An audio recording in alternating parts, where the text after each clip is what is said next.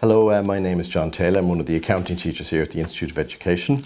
I've just had my hands on the Leaving Cert Accounting Higher Level paper for 2023, and here are my thoughts on it. So again, we had section 1 where students were required to do either question 1 or a choice of 2 out of the 60-mark questions. Now, question 1 again had 2 options this year. We had the sole trader and the limited company. And I think both of these options were widely predicted by students, so I think most students would have been pleased by that. The questions themselves were very doable and fair. There was nothing new in any of the questions. The adjustments, there was 9 adjustments in each question, but they were somewhat shorter than previous years, so I think again would have been very manageable in the time. There were a few things that may have tripped some students up.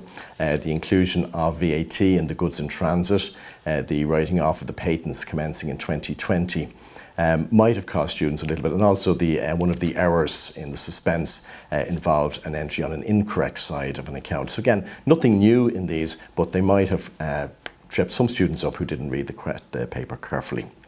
In section 2, we had to do 2 questions out of 3. Question 5 was guaranteed. It was the interpretation of accounts. Again, very doable and question that followed the routine of previous years. Part B was the debenture holders, which again would have been widely anticipated by students, so I think most students would have prepared for that. Questions 6 and 7 were published accounts and service firm accounts. Again, both mirrored questions that had been asked in previous years and saw nothing really new or different that would have been taxing for students. So again, I think students would have been very happy with this section and would have been able to answer those questions in the time. The theory elements to both questions were again very straightforward and had been asked before. And section 3, we had again 1 question to be done out of 8 and 9. Marginal costing was question 8 and cash budgeting was question 9. Again, students I think would have been very happy with those 2 questions. They had been widely anticipated, hadn't been asked for a number of years, so they were expected.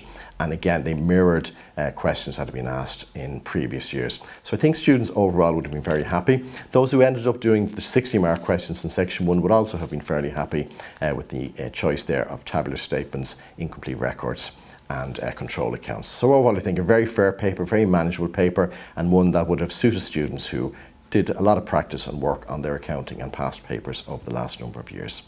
So if this has been your last exam, then well done, congratulations. If you still have some to go, best of luck with that.